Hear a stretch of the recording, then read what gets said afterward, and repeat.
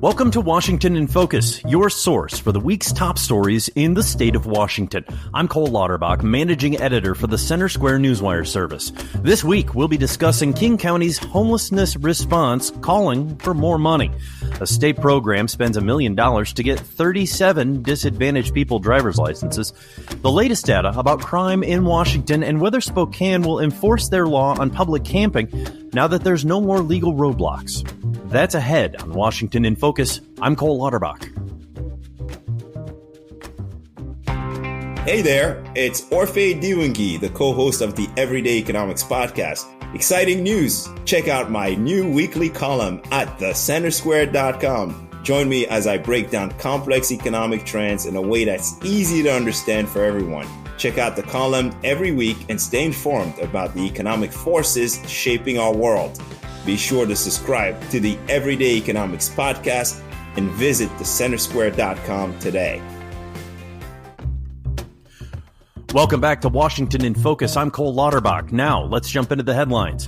It's beginning to sound like a broken record, but homelessness in King County is still increasing despite hundreds of millions of dollars spent to combat it.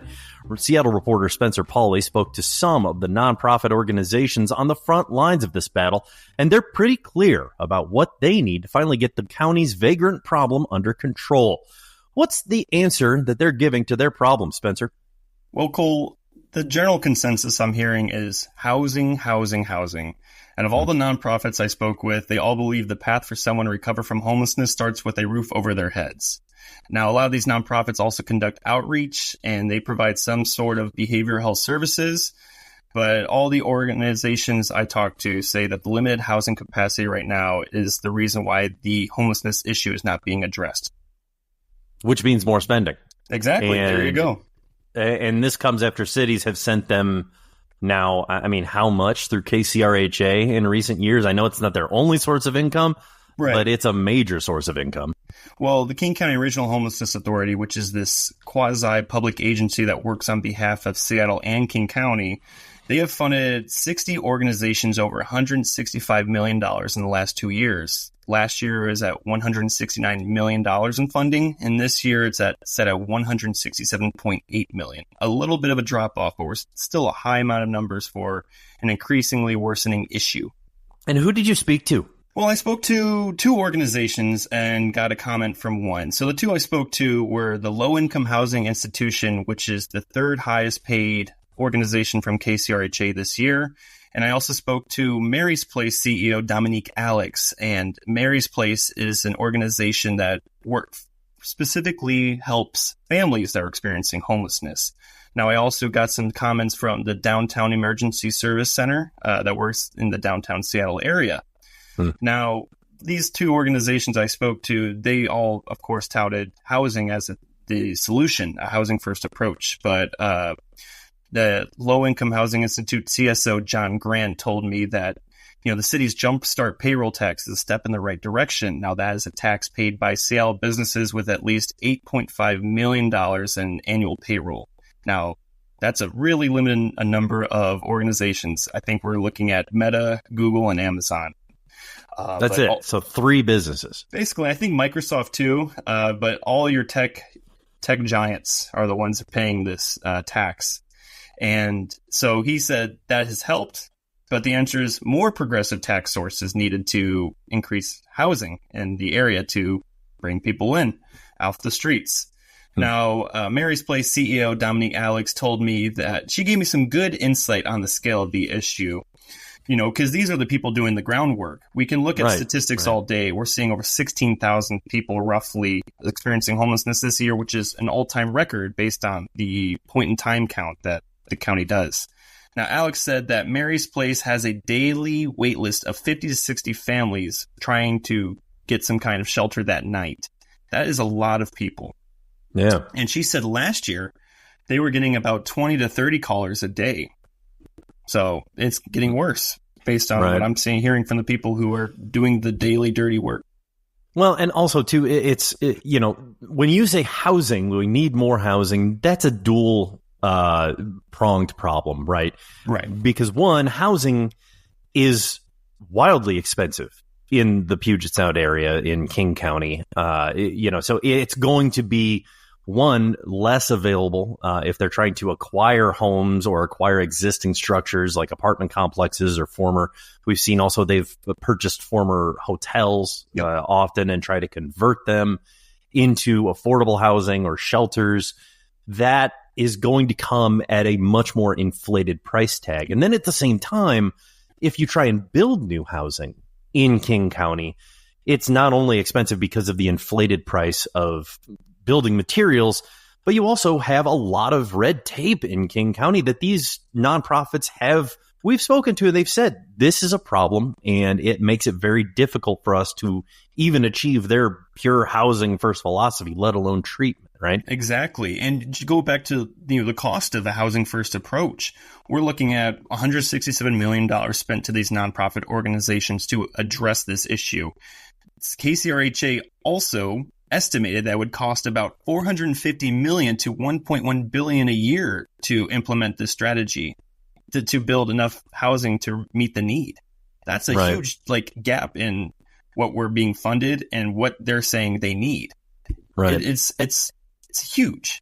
Yeah, and in the meantime, you also have cities that are saying, okay, enough. We're not seeing value for what we're putting into via KCRHA. That wasn't necessarily as big of a knock on KCRHA as the system itself. Exactly. Because with the city of Seattle saying, listen, we're taking back, and we give you tens of millions of dollars, but we're taking this $11 million back and saying we're going to do it ourselves.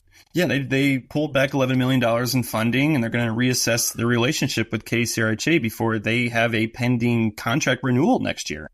And, King County hasn't directly said they're looking at the same thing, but there are whispers. There's at least King County Councilmember Reagan Dunn, who's been publicly against KCRHA, saying it's not working. Why don't we use this money somewhere else instead of wasting it?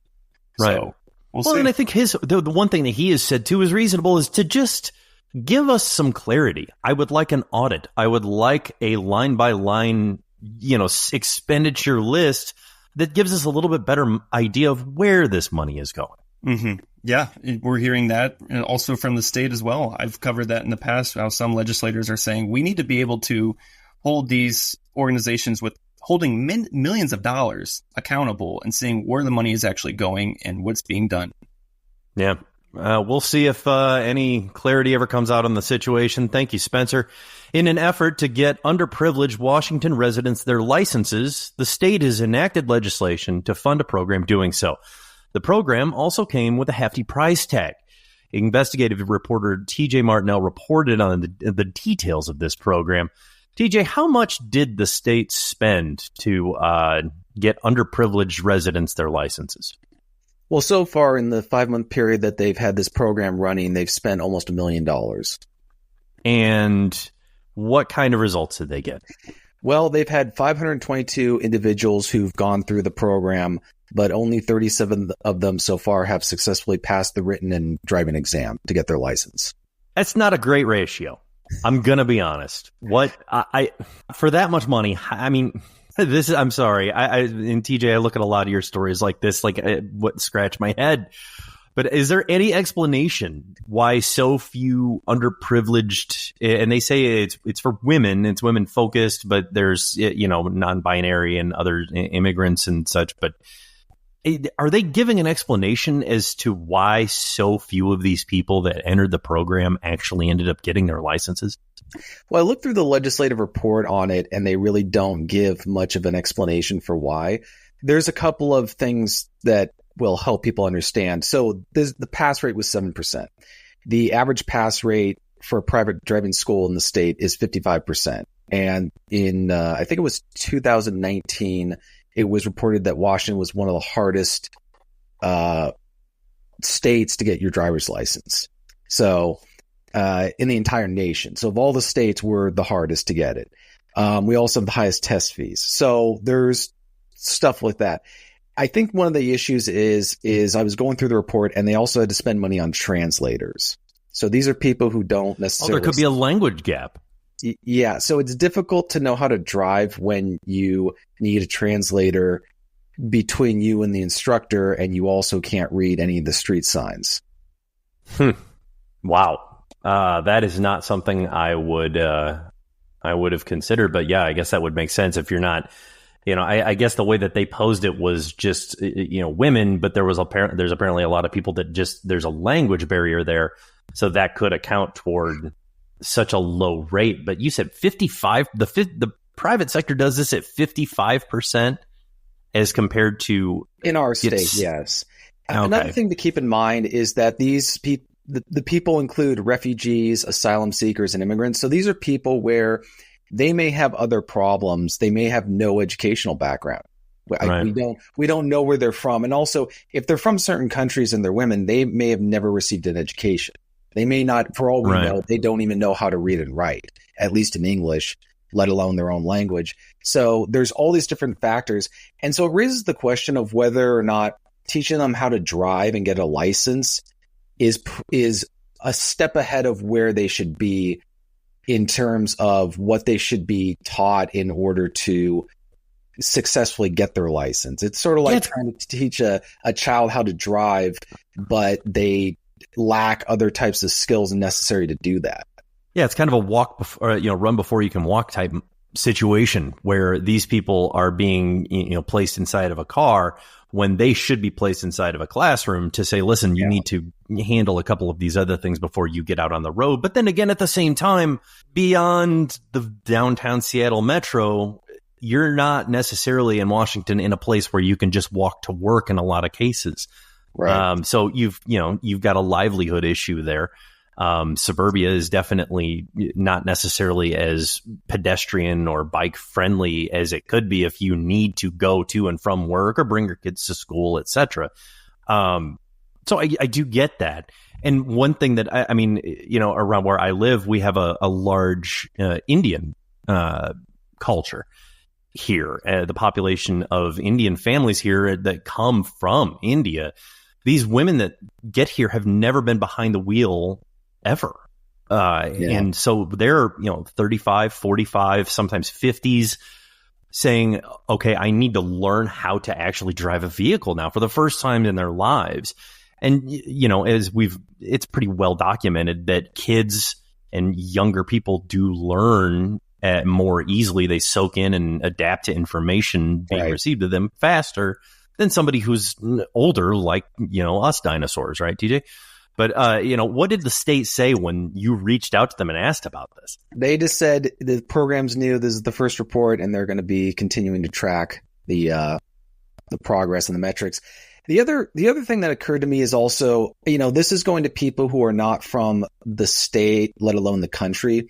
So the question is, why is the state spending money on people who, in terms of just spending money and priorities, why isn't this going to low-income state residents who are from here, who maybe can't afford the fees because we have very expensive fees and it costs money to go to driving school and all that kind of stuff. And so set up for somebody who maybe they've shown aptitude for driving, but they just don't have the money or something like that. Or they're, I know kids who growing up alongside me, they didn't get their driver's license until they were 18 because you can automatically get it without having to pass a test. But their family didn't have the money to spend on sending every single one of their kids to driving school. So they just had to wait till they're 18. They missed out on a lot of opportunities to go do stuff because they just didn't have a car. They had to rely on somebody else being willing to pick them up from wherever they were at and take them back to where they want, being able to go back home.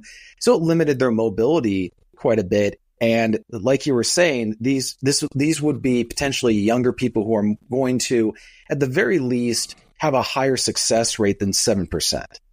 Right. And I think what you said was important too, the economic impact of being immobile in a lot of places, especially outside of the Seattle metro. You limit yourself in so many different ways, even if it's just, caring for a family.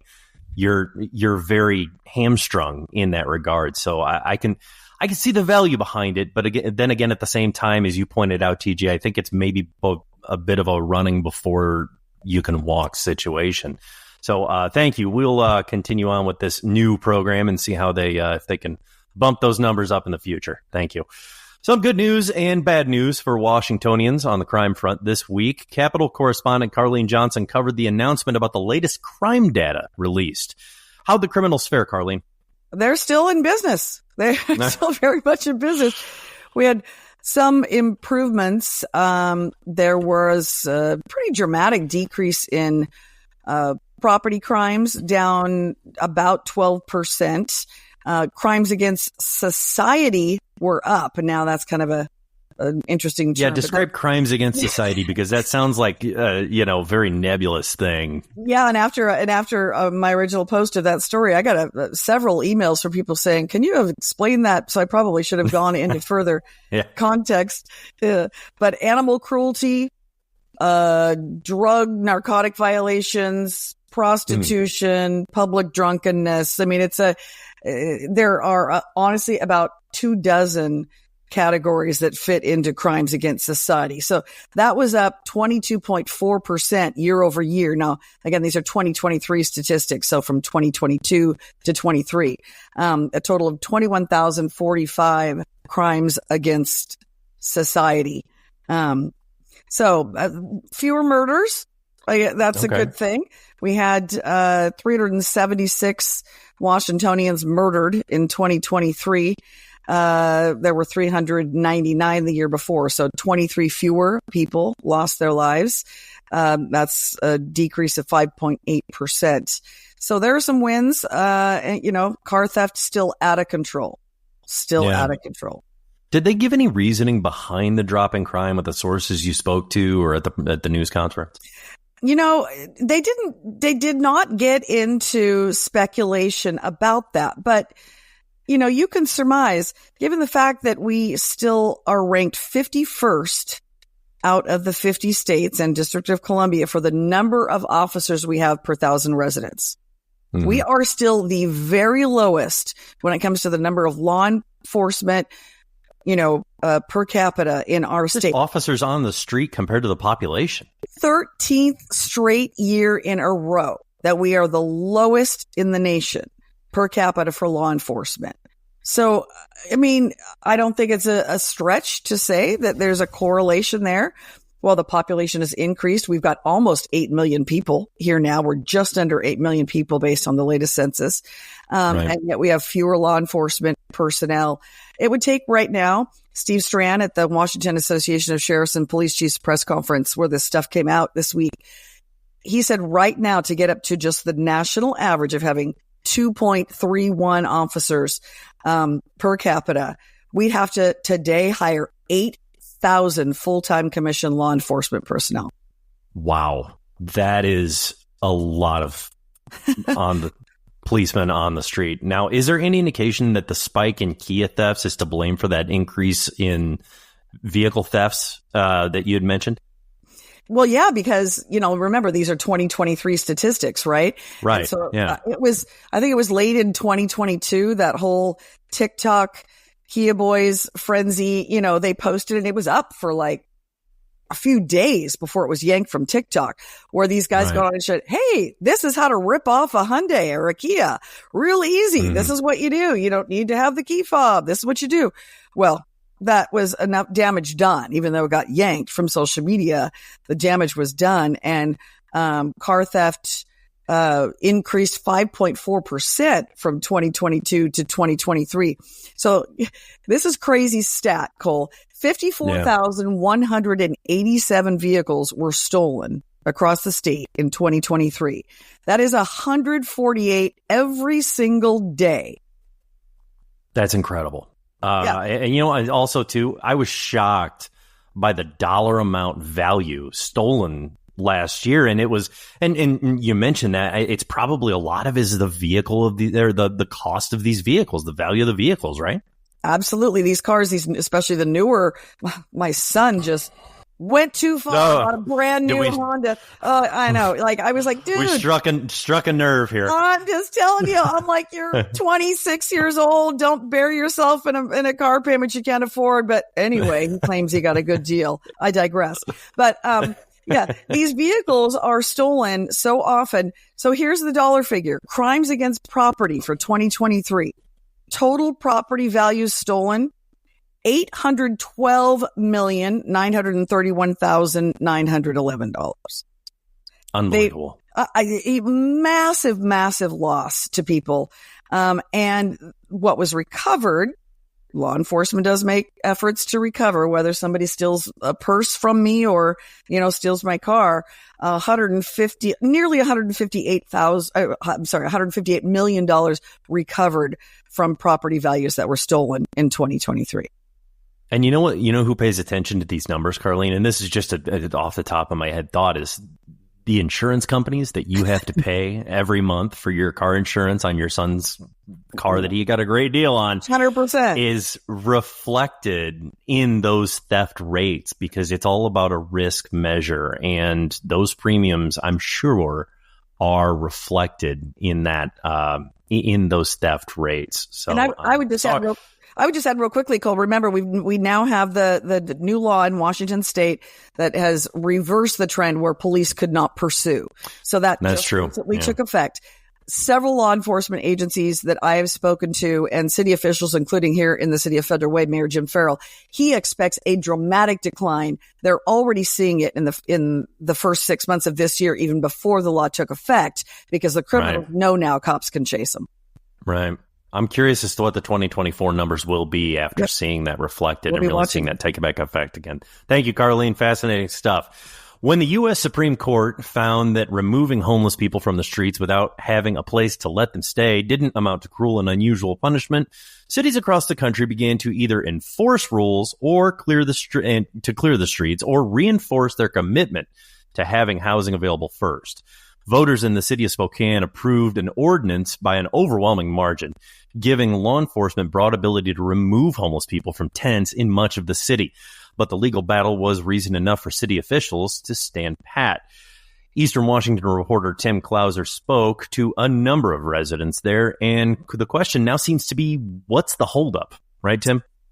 Yeah, Cole, that was definitely the sentiment this week and last week. Many residents thought that the Supreme Court's overruling of Martin v. Boise would lead to immediate enforcement of Prop 1, which is their voter-back initiative that passed back in November with 75% of the voters that came to the ballots.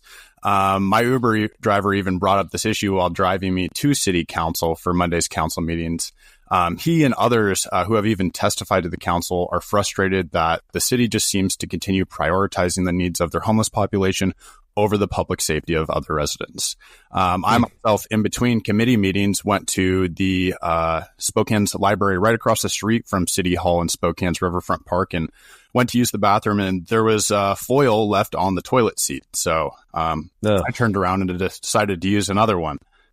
Oh, man. Now, has SPD arrested anyone? I mean, are we seeing an arrest record after the ruling came down? That's where we're not really sure. I mean, the city and the department came out and said they're not going to arrest anyone over it. Instead, they're citing and sending people to community court. But I talked to SPD last week, a few days after the ruling, and they told me that they could not confirm whether or not they had cited anyone. They said that there might be data in the system, but they weren't able to find it at that point. So I emailed them again this morning, and I'm waiting on a response, and they got back to me just a few minutes ago and said that they should have that to me later on today, but not at this point. Well, then they're also, I wonder if they're curious about the matter of Proposition 1, which is the enforcement mechanism that was passed. Mm-hmm.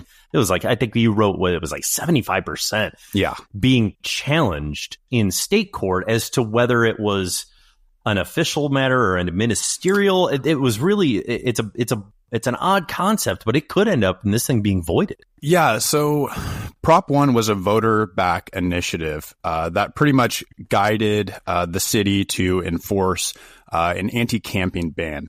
But voter initiatives have to be legislative in matter, not administrative, meaning that it needs to establish a policy for future application, while administrative decisions like enforcement are the application of those policies. So the plaintiffs in this case are arguing that Prop 1 doesn't establish a policy. It sets up administrative action to enforce a policy, kind of building on the city's sit and lie ordinance and others. However, if the court finds that Prop 1 was administrative in nature, even though SCOTUS already ruled over Martin v. Boise that these ordinances are legal, it could strike down that law. And now what's the council saying at this point? They seem divided on this measure. Yeah, they are. Well, the city's attorney talked to the council while I was there on Monday, and he said and confirmed there are absolutely no legal barriers or challenges to enforcing Prop 1 right now, even while the state's review is upcoming this fall. And some of the council wants to wait and see. Some are dragging their feet, but others want to strengthen Prop 1 amid the recent SCOTUS decision. Councilmember Michael Cathcart asked the city's attorney, Mike Piccolo, during Monday's meeting about possibly replacing the voter-backed Prop 1 initiative with the council's own anti-camping ordinance to subvert it from being struck down at the state level. And the city's attorney confirmed that this is an option, but suggested that if they intend to do this, they should codify it in the municipal code around 30 days before the Supreme Court finalizes their decision. And he said that could happen anytime from early September to the end of October, potentially further. Wow. All right. Well, high drama out in East Washington. Thank you, Tim, and a big thank you to our journalists for sharing their stories. Stay up to date with these and more at thecentersquare.com. I'm Cole Lauterbach, and until next time, this has been Washington in Focus.